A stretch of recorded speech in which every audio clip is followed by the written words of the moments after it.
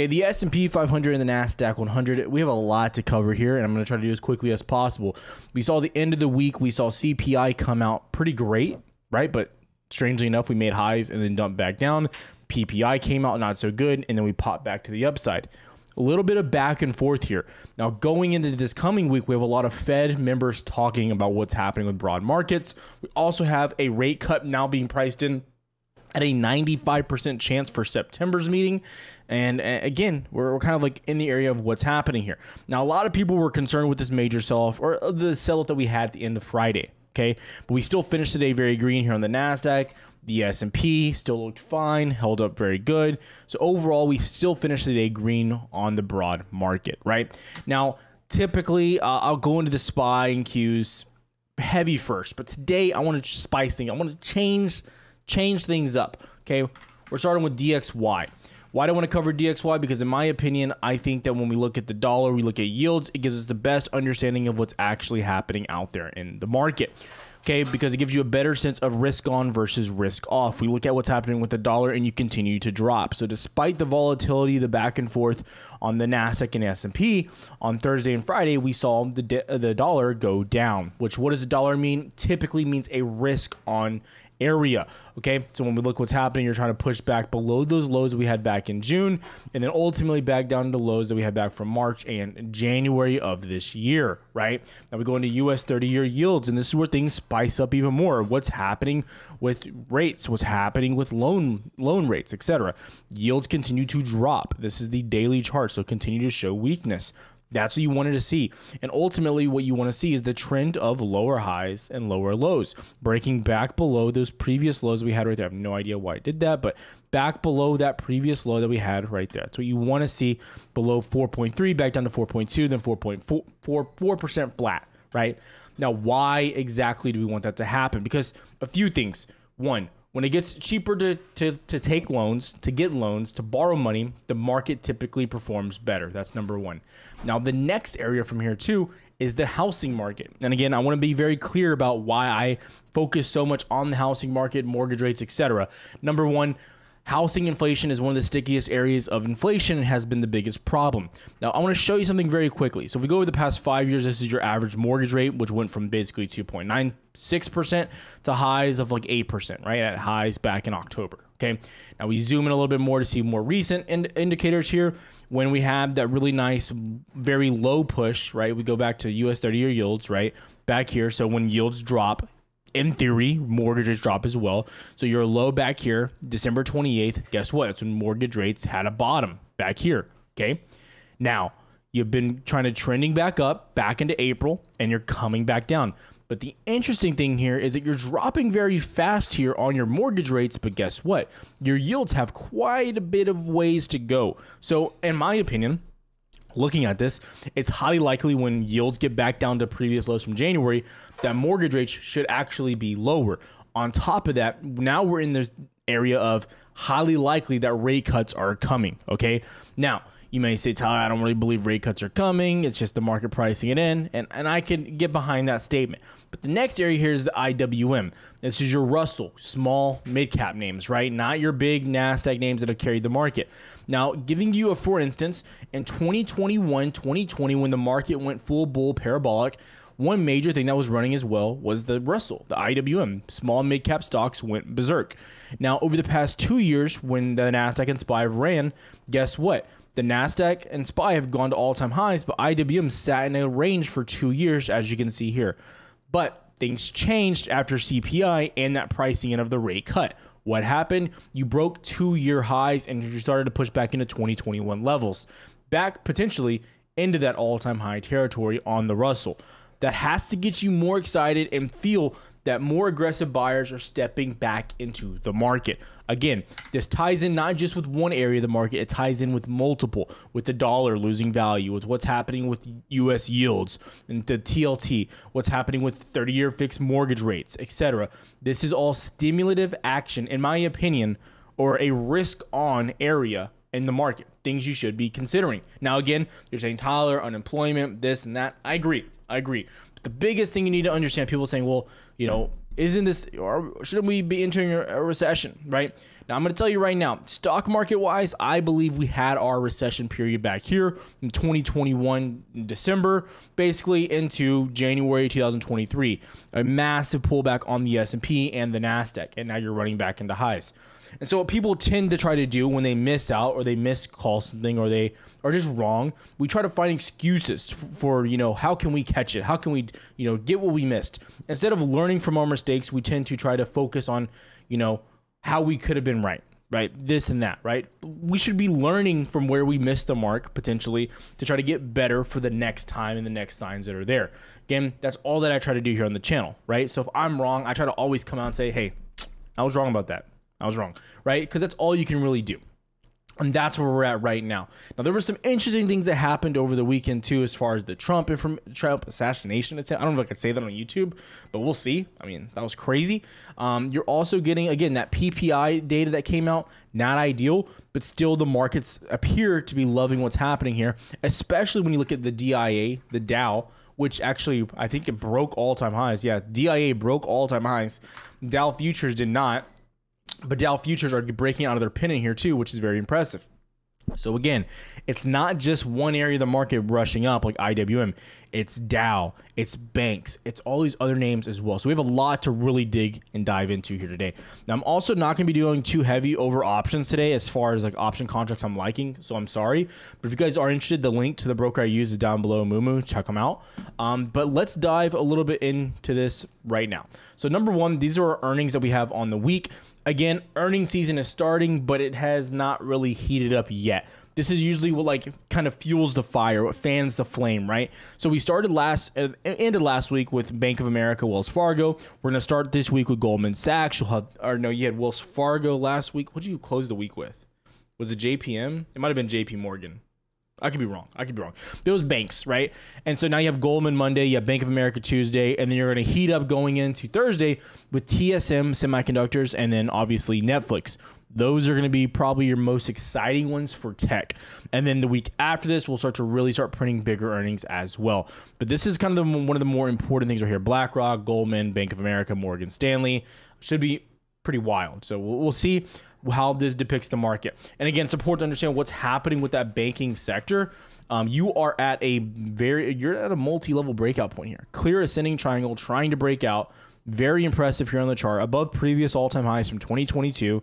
This is what you wanted to see. Okay, so banks look like the fireworks are ready to shoot off, right?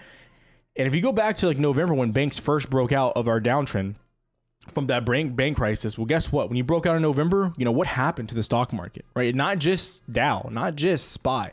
What happened to everything? Go back to November and you went parabolic. You went crazy. You ran from 376 November 9th into March, basically nonstop, to 450. So again, do what you got to do. Make sure you're paying close attention, but there's a lot that we have to unpack today. There's a lot that's going to be happening this week.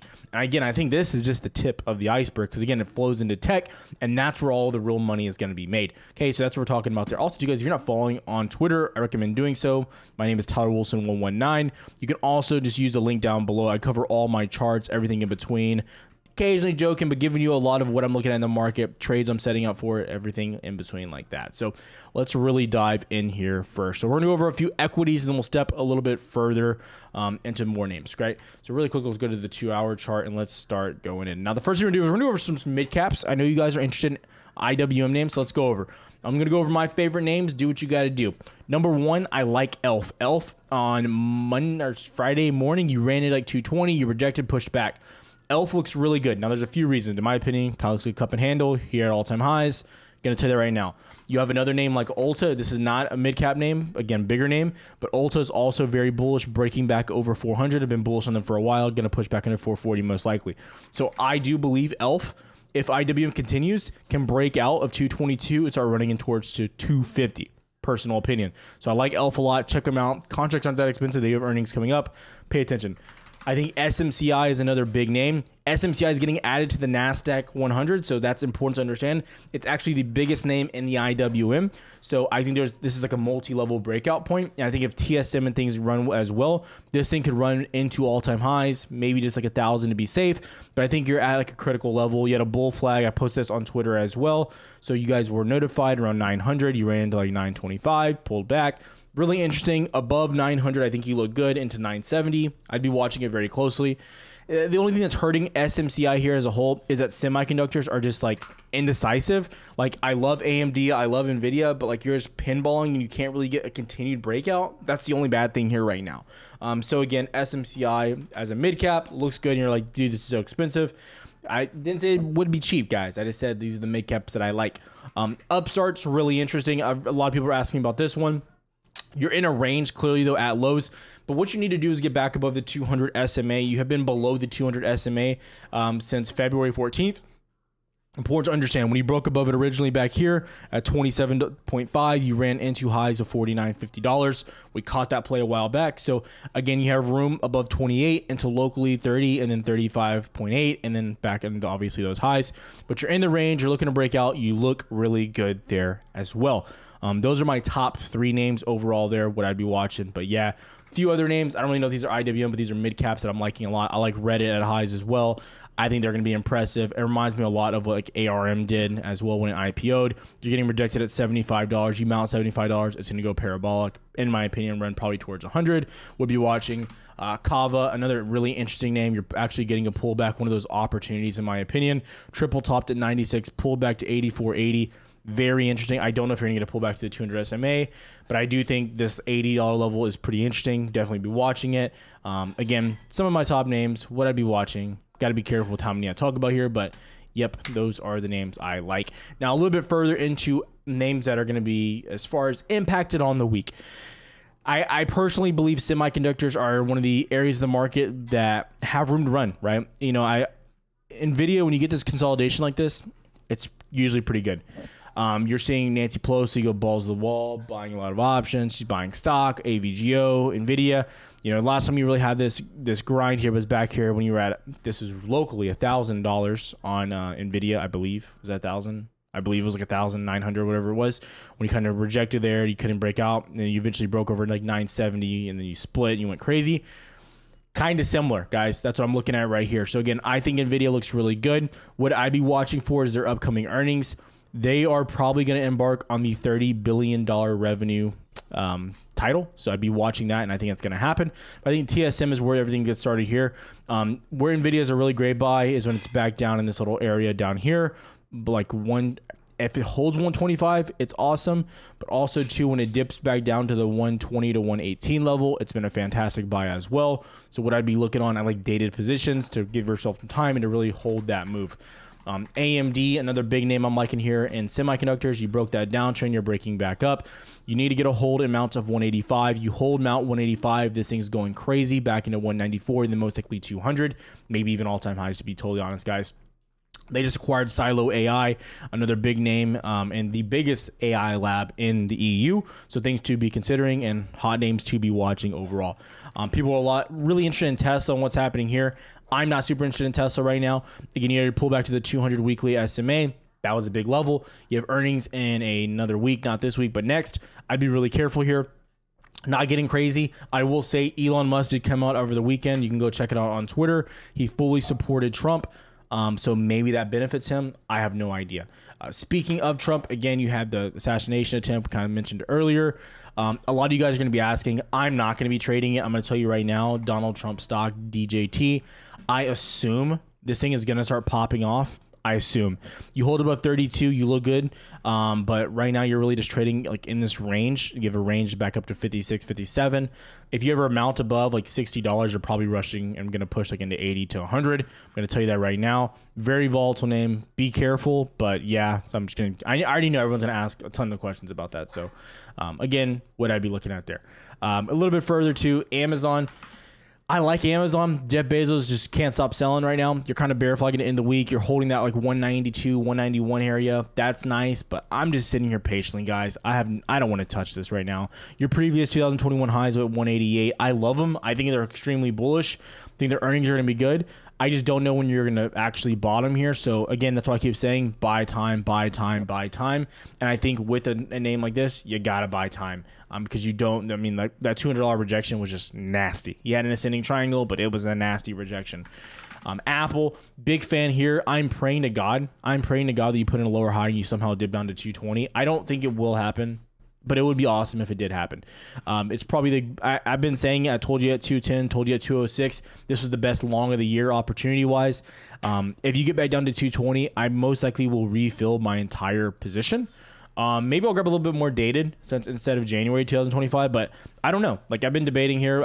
I love Apple. I love what they're doing. iPhone sales are looking to perk back up. China sales are doing really good. A lot of anticipation. And if you look at their order book of what they're doing as far as parts, they're ordering a lot of parts. So they're expecting big sales. Kind of love it right now, guys. Apple's been a dog in this race. AVGO, give you a hint here. Again, get back above 1750. I think it's a long. Until then, be careful. Keep it simple.